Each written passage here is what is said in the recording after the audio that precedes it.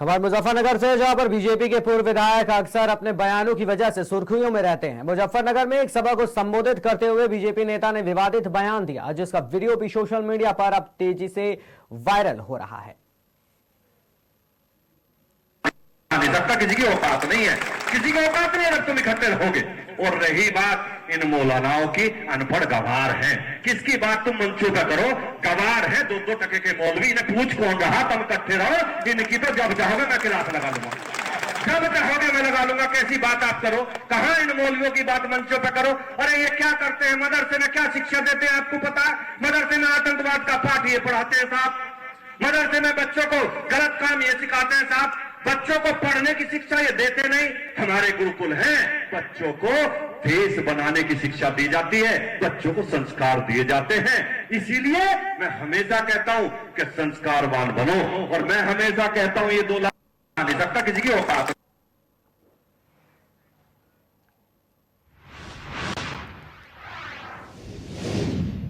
खबर बोकारो से है, जहां पर कड़े संघर्ष के बाद 7,202 मतों से पिछड़ने के बाद बोकारो के भाजपा प्रत्याशी ने हार को स्वीकार किया और कहा कि भाजपा को वोट देने वाले सभी मतदाताओं को मैं दिल से धन्यवाद करता हूं। हर एक के सुख दुख में उनके साथ रहूंगा और जो विकास के काम अधूरे रह गए हैं, उम्मीद करता हूं कि कांग्रेस के विधायक इन कामों को पूरा करेंगे। एक विपक्ष के नाते जो सकारात्मक सहयोग होगा मैं उनको सहयोग करने के लिए भी तैयार हूं। मेरा और विस्थापित बंधुओं का जो संबंध है या ग्रामीण क्षेत्र की जो जनता का संबंध है, वो भाईचारे का संबंध है।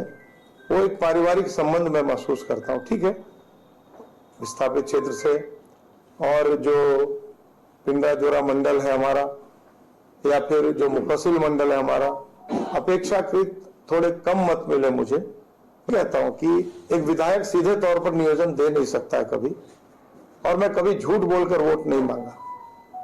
मेरी शुभकामना है कि कांग्रेस प्रत्याशी की जीत हुई है और मैं उम्मीद करता हूं कि एक एक विस्थापित हमारे नौजवान भाई को स्टील प्लांट में नियोजन मिल जाएगा। लोग मुझसे दुखी थे कि मैंने 10 सालों में पंचायत का दर्जा नहीं दिला पाया। मेरी बहुत शुभकामनाएं हैं।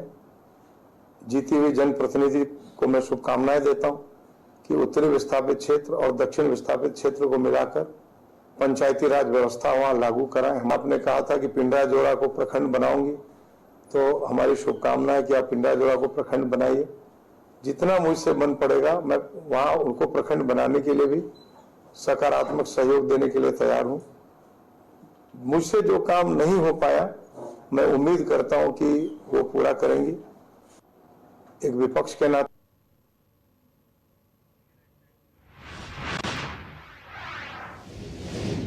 खबर बोकारो से है, जहां झारखंड के मुख्यमंत्री लगातार दूसरी बार राज्य में सत्ता की बागडोर संभालने जा रहे हैं। ये पहला मौका है जब किसी मुख्यमंत्री को दूसरा मौका मिल रहा है। इस प्रचंड जीत पर झारखंड मुक्ति मोर्चा के कार्यकर्ताओं ने नेता उत्साहित हैं।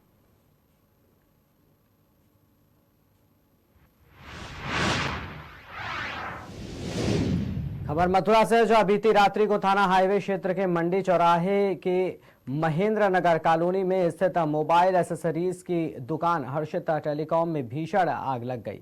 दुकान के स्वामी महेश अग्रवाल ने जानकारी देते हुए बताया कि आग लगने की घटना का लगभग सुबह 4 बजे पता चला, जिसके बाद उन्होंने तुरंत फायर ब्रिगेड को सूचना दी। फायर ब्रिगेड की 2 गाड़ियां मौके पर पहुंची और भीषण आग पर काबू पाया, लेकिन इस आग में लाखों का सामान जलकर खाक हो गया है। आग लगने का कारण शॉर्ट सर्किट माना जा रहा है। क्या नाम है आपका? मेरा नाम हर्षित अग्रवाल है जी, और ये दुकान का नाम है हर्षित टेलीकॉम, जो कि मेरे पापा संभालते हैं इस दुकान को।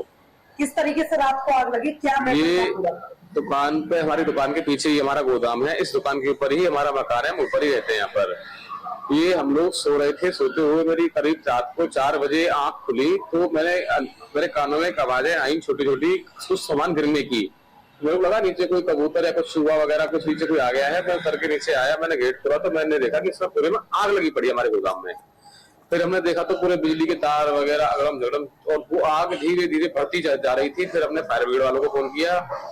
फायर ब्रिगेड वाले आए, हमारे फोन करने के 5-7-10 मिनट के अंदर फायर ब्रिगेड वाले आए, उन्होंने उस आग पर काबू पाया। करीब फायर ब्रिगेड वालों की सवा डेढ़ घंटे की मेहनत की, कड़ी मेहनत के बाद ये फायर हमारे यहाँ आग काबू पे आई, जिसमें कि हमारे घर की बिल्डिंग जो कि नीचे का पोर्शन है पूरे बहुत तरीके से नुकसान हुआ है। फर्श कहाँ पे है पता नहीं, दीवार थी, प्लास्टर था, पेंट रंग रोगन क्या कुछ नहीं, सब माल जल के खाक हो गया है। लगभग कितने का नुकसान हुआ? लगभग नुकसान हमारा 55 लाख से 60 लाख रुपए के आसपास। बाकी अभी हम लोग हिसाब लगाएंगे अपने क्या है कैसे है। 55 से 60 लाख के आसपास हमारा नुकसान। कितने घंटे में आग बुझने में आई? आग जब तक बुझने लगभग 1-1.25 घंटे में तो आग काबू में आई थी। आग बुझने में 2-2.5 घंटे लगे थे जी। क्या कारण था आग लगने का? आग लगने का कारण माना जा रहा है कि हमारे हिसाब से क्योंकि बंद गोदाम था, इसमें कोई ना इंसान आ सकता है ना जा सकता है, तो शॉर्ट सर्किट बिजली का कोई तार या बिजली की किसी घटना की वजह से इसमें ये घटना हुई है। क्या नाम है आपका?